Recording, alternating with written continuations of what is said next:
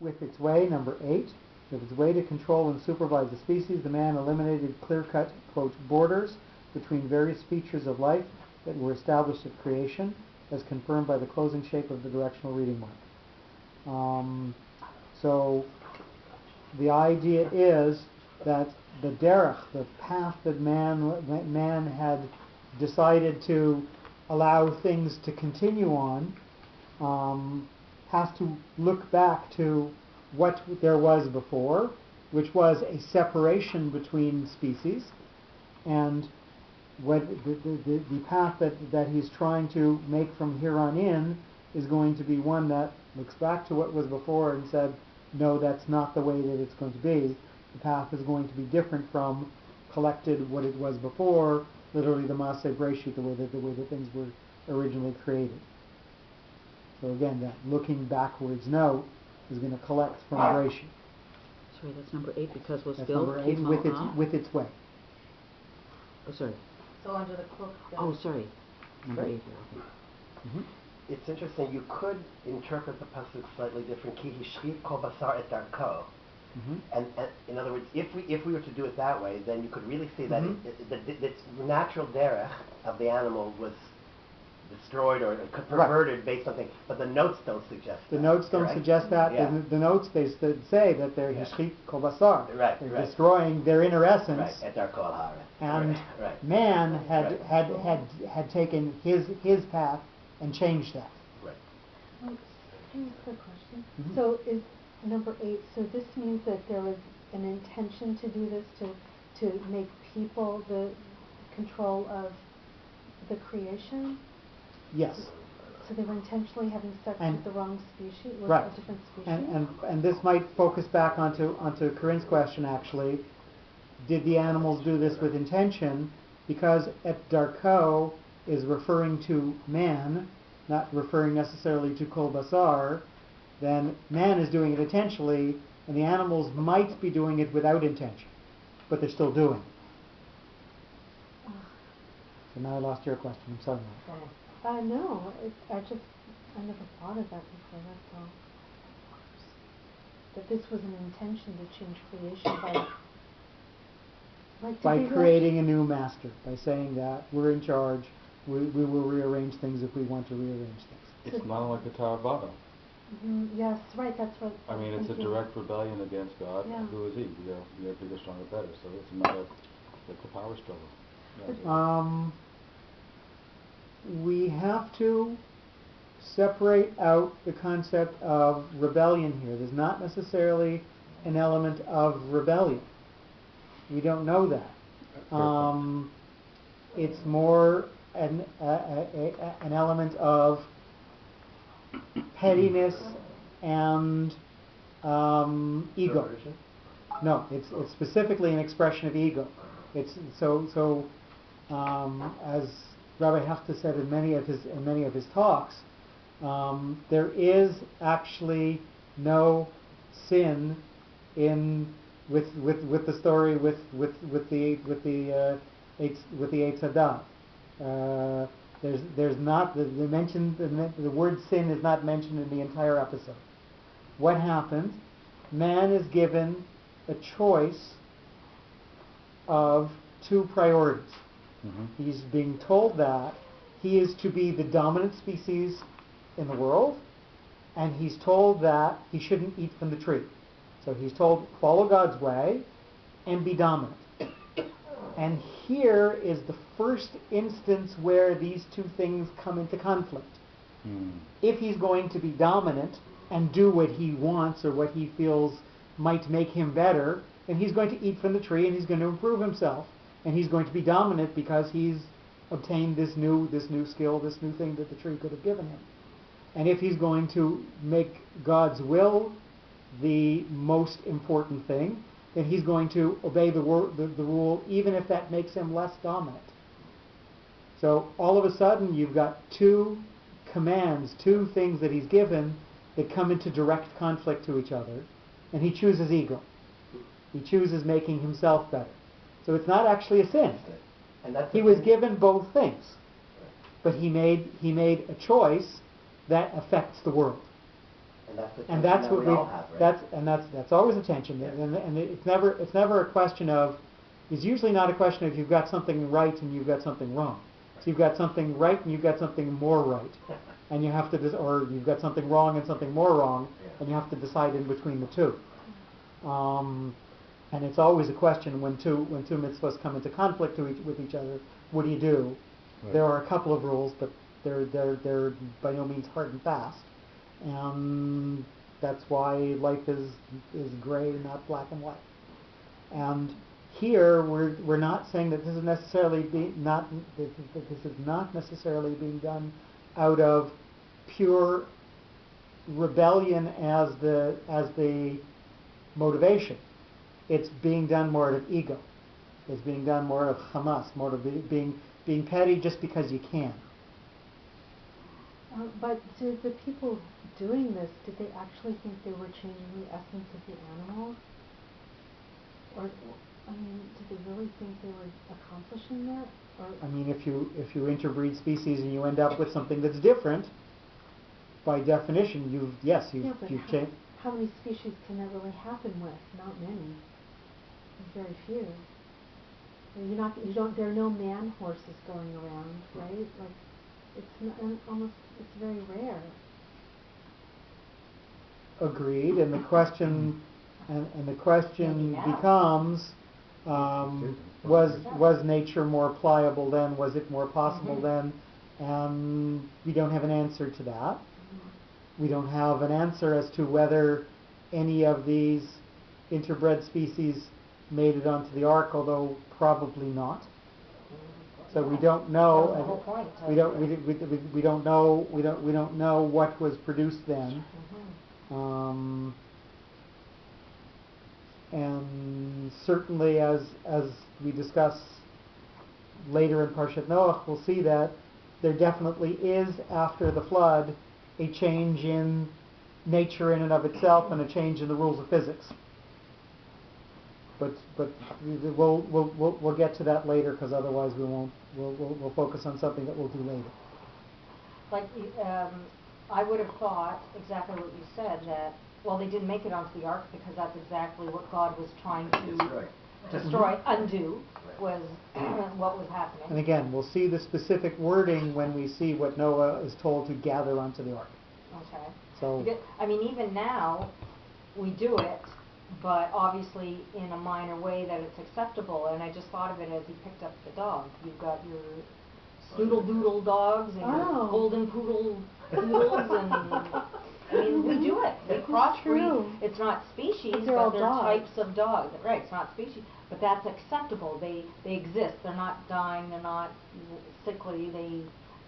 That's actually not totally true. Not all do. They have back problems because it's not natural for that species or whatever creation. Yeah. But part of it must be correct because Yaakov practiced genetic engineering when he bred in sheep with white or black spots. Right. But obviously that, you said, is acceptable, and that works. But that's within the certain Within the species, same- as opposed to Yeah. crossing, like sheep and horses and snakes. Well, yeah, but okay. So, we're going to go on. We're going to finish a pasuk. Al haaretz, over the earth. Number 9. The chaos. So this is a sof pasuk. This is, you see the colon that is after the word aretz. So that means that we're going to sum up the concept that we've had before. Because we've had a tipcha with a minor pause after it, this is going to be a word that sort of stands on its own but finishes off the thought of the second half of the sentence. The chaos that was started by the man also involved the animal world, and it became widespread over the earth as an accepted routine. So again, the idea of finishing off the thought is that this is going to be something that is going to have some staying power to it. It's going to be there. So that's why he's introduced the concept of as an accepted routine to match the sof pasuk. Just a small digression away from the actual reading marks, but just the many times the word haaretz is mentioned in these few psukim what's your feeling about the significance of that? You know, it talks about the actions of people, the actions of animal, al haaretz, al haaretz. So we're specifically referring back to Maseh Breshit. We're specifically referring back to the creation, and because that's the term that's used, Breshit bara Elokim et hashamayim v'et haaretz. Because we use that term there, we're specifically referring to it here because we're talking about man and animals changing their nature as it was defined during the 6 days of creation. So we're using the term haaretz as a gzera shava, something to draw us back to that concept of the earth as it was to have been created. The frame of reference, as it Mm-hmm. were. Jeff, I think also just a nice example of sort of one of those you mentioned earlier, very balanced pasuk, one that gives you some information in the first half and then another stronger perhaps thing in the second half. And also just the notes, it's almost completely balanced from the beginning to the Etnachta and then from the Etnachta to the And not only is there that balance of the first half of the sentence and the second half of the sentence, but also the first half being the more elevated half, and the second half being the more lower half. The first half is looking at God sitting on top, seeing all of this decline and having to move into the justice mode, and the second half is the people and the animals on the earth destroying themselves and destroying the path that they're going to follow from here on in, and becoming lower and lower. Right. And Jeff, if you don't mind just chanting the pasuk again, because from beginning to end, because I think you'll hear the nice balance in it, difference, just from the tune itself. Okay. Vayar Elokim et haaretz v'hinei nishchata ki hishchit kol basar et darko al haaretz. You know, I almost hear the poetry in the verse itself. That's right. Just by the way it's structured, I think. It's beautiful. The perspective of Elohim and the perspective of Kol Basar, they're sung the same way, but they're cast both as the observers and the creators, but one is creating destruction and one is creating. Right. It's Yes. beautiful. Yeah. This is the brilliant Irish. Okay. Yeah. We're going to go on. We're on page 5, Genesis 6, verse 13. Vayomer Elokim Noach Ketz Kol Basar Ba'Lefanai, and God says to Noach, an end of all the. Okay, so we'll go word by word. And he said, Vayomer.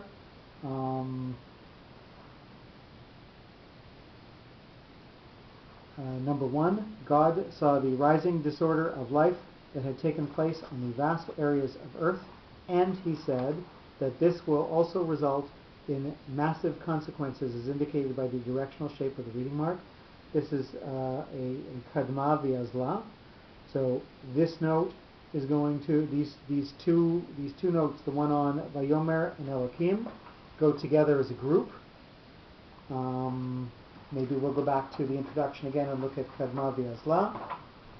So we're on page LXV, the introduction, number 10 and number 11. This is a phrase that goes together. You'll notice that kadma sits on top of a word. It looks exactly like a pashta, and the only thing that differentiates it from a pashta is the way that the note after it follows. So in this particular grouping, kadma v'azla, kadma is an active upper banner that specializes its preparations for its effector, the azla. Kadma reserves advanced timing to be efficient for his task. So the idea is that this note is going to prepare you for what's going to come after it, and it's going to be an emphatic phrase. It's going to be something that is going to accentuate both words, with the second word being even more accentuated than the first. Azla number 11 is sort of the mirror image of the kadma. Again, it sits on top of the word. This is a banner and an executor for the kadma, so this is going to finish off what the kadma started. When he acts independent, okay, so it can also, you can have just the azla by itself, and that's number 12, the azla geresh, which is going to, again, be something that truly emphasizes the word, and because it has that backwards looking shape to it, it's going to refer to something that had happened before. So, to sound them together, Kadma ve'azla. And again, we'll hear them together. Kadma. So slowly building up, but certainly emphasizing the word. Ve'azla. Truly emphasizing the concept, but filling in from where the other one had started before. If the azla is just sitting by itself, it changes its name to azla gerish. Azla gerish. So that's a strong emphasis of the word, and just from the shape, he's saying that it very loudly, very confidently refers to what had happened before it. So Vayomer Elokim, the first two words. Vayomer is a kadma. So God is going to say, and we see that because it's with this emphatic note on top of it, it's going to be something that he's going to say that's a major announcement. This isn't just a conversational talking to somebody. This is a declaration. This is saying something out loud. So this is something that's going to result in massive consequences. It's pointed out very, very emphatically by the reading mark. So when you're reading this, you yourself, when you're in shul, to everything. I knew exactly what you were You really need to be looking far ahead. Like when a person reads, you always read a whole word at a time, letters ahead. But here you've got to be doing whole You groupings. have to think of what the phrase that you're reading is, the whole phrase at a time. Yes. Yeah. But Jeff, when he's reading from the Torah, has to be looking at the word when he says it, because that's one of the laws when you're reading. So he studied it beforehand, right? Mm-hmm. But and remember, there's no vowels, as he's already pointed out in the earlier class. No vowels, no notes. It's all memory. Wow. So yeah. I can't say what I want to say with the video. Wow. Yeah, it is a So lot. Vayomer, and he said, Elohim, God above. Number 2, God above was determined to put a decisive stop to the acts of grave misconduct by a comparable extent, as denoted by the corresponding directional closing shape of the reading mark. So again, we're using Elohim, we're using that aspect of judgment. We're also using Elohim, which is a reference back to the original days of creation. And remember, this Azla closes out the phrase with the Kadma before, and the second word, the God above, is emphasized even more. Vayomer Elohim. So this is a loud declaration. God above, who's going to have to stand in judgment over the world, is going to now say that something has to be done. This is big news. Something has to be done. LeNoach, this is a Revi'i. So again, we're gonna this, because this is our first one today. We're going to go back to the introduction again, and Revi'i is on page LXV number 9. Revi'i is an unlimited superior king. What does that mean? It is something that is going to cause us to pause completely after it happens, which is independent from time and space and does not rely on approvals from anywhere. It can stand by itself. It can be something that just appears by itself, or it can be something that will have other notes in front of it leading you up to it. So we won't read the rest of the introduction here, because this is a Revi'i that's standing on itself, but we'll pronounce one. Revi'i. It's something that pays attention to it, brings you down to sort of a level of consequence, and then you have to stop after you've done that. It's something that's got a definite focus on this word, and then we'll go on after we finish with whatever's going on here. Jeff, you mind pronouncing a Revi'i in contradistinction to a Dargah, because they both have descending. Dargah, Revi'i.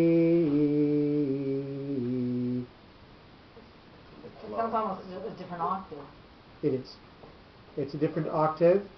Dargah is a connected series of going down. And Revi'i is a disconnected set.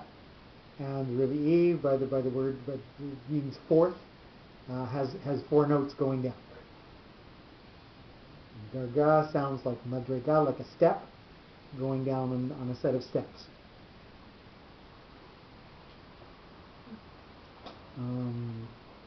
Noach, number 3, for Noach. God made it clear for Noach that he should understand the scope of the justified purpose by applying adequate measures, as pointed out by the broad meaning of the reading mark. So God is making an announcement, Vayomer Elokim, with the Kadma V'Azla on top of it, and then we get Noach. So the announcement, whose sake is it being made for? Noach. And this is a word that we know is going to have a pause after it. So we have to say that the message was clearly there for Noach. And it's Elokim, it's God in his sense of judgment. So God in his sense of judgment is making known to Noach, and to Noach alone, because there's this pause after it because of the Revi'i, that he's got to let all of this literally sink in. We're hearing it sink in. Noach. Noach has got to get it and understand it, and it's got to become part of him.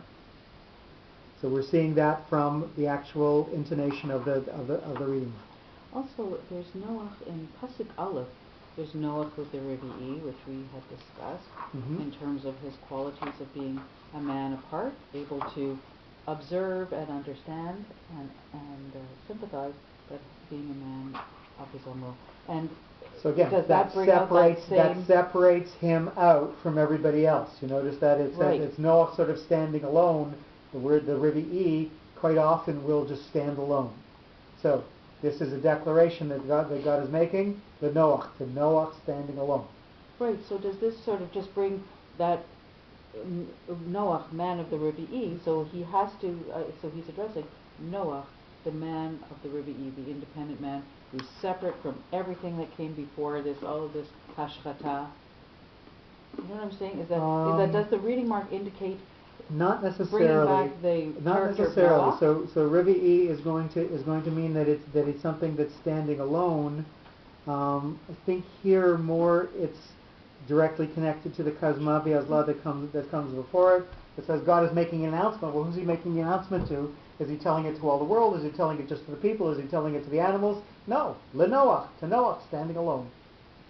The announcement that God makes is for the sake of Noach. He has to internalize the message of everything that's gone on here is going to require an act of justice in order to repair it. An act of Elokim. Yes, you understood? Yes. Yeah. So it doesn't necessarily refer backwards. So we have a lot of notes that refer backwards. This one really doesn't. And so it stands by itself. Therefore, this is not the Revi'i. This is not about Noach. This is about the Dibur Elokim. Yes. So the Dibur Elokim is for Noach and Noach alone. Yeah. Okay. Got it. Thanks. And maybe for Noach to internalize, because again, it is this sort of sinking in type of a sound. Case and end, number 4. An end will come to the venturous endeavors and to all who were directly or indirectly involved in the hazardous perpetuation of crimes, as stressed by the shape of the reading mark. So remember that this is a ma'akach, and maybe because again this is the first one that we're doing today, we're going to go back to the introduction. Ma'akach, page LXIV of the introduction, number 1. This is a note that appears underneath the word. It looks like a less than sign, but don't forget we're reading in Hebrew, so it's actually going the other way. You're gathering a whole bunch of stuff from before, and you're funneling it into a sharp point. So Ma'apach is the sign of systematic preparation of some events, i.e. the stuff that's coming before, into this funnel, a condition. It may merge several positions, taking advantage of previous preparation. or consist of a number of components, and bring them close to the purpose, like its shape. It's going to take things from before, and it's going to focus them into what's going to go on after it. Ma'apach will always be followed by a pashta. So ma'apach, pashta, and then you'll have either katon or zakef katon. So you'll have it beginning a phrase, but this is something that's going to collect stuff from before and bring it into the phrase that you're going to go on with. So this end is going to collect Vayomer Elokim LaNoach. God is going to make this declaration to Noach, and the end, which is going to be what God announced to Noach, who's standing alone. It's going to gather all that in, and then we're going to see what this end is. But it's going to be from this announcement. It's going to be so an end will come to the venturous endeavors to all who were directly or indirectly involved. So it's going to collect all the stuff that had happened before, and it's going to move forward with that. So we see how that fits in with the Mapach, with this gathering of stuff from before and focusing it. Kol basar, of all flesh. Number 5. Not only man, but also species of all flesh will receive their maximal punishment because they have cooperated to accomplish crimes. So, well, I don't understand, because it sounds like rape of animals to me, like by people. well, but it's also animals doing it to other animals. Oh, I see. And animals to people. And Animals animals, offering and themselves animals to to people. people. Oh, really? Yeah, well, that's the whole Oh. point of Hishchit. Sorry. Yeah. Oh, no, Go okay, ahead. I didn't understand that. Each of the participants was a willing participant in crossing their lines. Oh, I see, okay. And that's what it doesn't say just man has lost his way, but that all creatures have lost So their the way. animals were doing it, they were offering themselves. To the humans or to other animals that are Wow. beyond their species. Ugh. So again, we'll remember that pashta is a note that is going to emphasize the noun that it's on top of. It's going to say that this is what we're talking about, and it's going to connect to something that comes after it. Can I just ask you, so in number 5, Kol Basar, how is Kol 2 words? Kol is kol, of all, basar, flesh. So you're asking How is that 2 words? Kol, just the word. because it's a possessive. Oh. He said so. We're questioning why he's translating kol as of all. What comes Kate's Kol Basar. Mhm. Yeah. So the word kol can be a standalone, meaning all, or it can in fact be the possessive form. It's the same. It's pronounced exactly the same. Of all is pronounced. Could Dr. Seaman Jeff not have put of in number 4, Kate's, and end of, and then Kol Basar, all flesh? Would that not have been more, and it's an include here? Um, not have that done would it make that way? sense. I mean, and that might have been his intent even perhaps. Might have and we been just his didn't do intent. it that way. I mean, That's right. we don't necessarily know. Okay, yeah, and also I'm- makes sense. How do you feel about that? I'm thinking that because it's got the pashta on top of it, he probably did this specifically to tell you that the Kates, the focusing, is the end. And he's focusing you on the fact that it's an end, and then he's turning the kol into this possessive Yeah. to say that that's what it got funneled into, the end Right. of all. So It'd be interesting to compare, well, and when we come to another Mhm. maybe similar example, it would be interesting to see what he does. So if we go back Well, I to think this is 612, if we go back to page 4, Hishrit Kol Basar, number 7, each flesh, not of each. But I found another one of all flesh on page 11 of Noach. L'shachet Kol Basar, for destruction. Well, he puts it as a noun, l'shachet, for destruction, and then of all flesh Kol Basar, so it's consistent. So you see when the Yeah. first one is leading into the second one, Right. The second one turns into this possessive That's it, right. kol It's of monach- all. monach with the- yeah, interesting. Where the first one is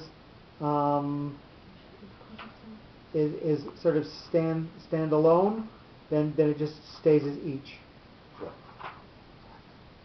Ruach Chaim, a breath.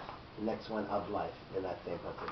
Yeah, Mhm. it's very consistent. So there you go. So I think it was apologize. I think it was purposeful. I don't think Yeah. it was. Yeah, I agree. I I agree. He was very Yeah, precise. absolutely. Mhm. That's unbelievable. So number 5, not only man but species of all flesh will receive their maximal punishment because they've cooperated to accomplish crimes, as shown by the directional shape of the reading mark. So this end is going to be emphasized into the flesh, because he's emphasizing the sin was Oh, yeah. that hishchit kol basar, that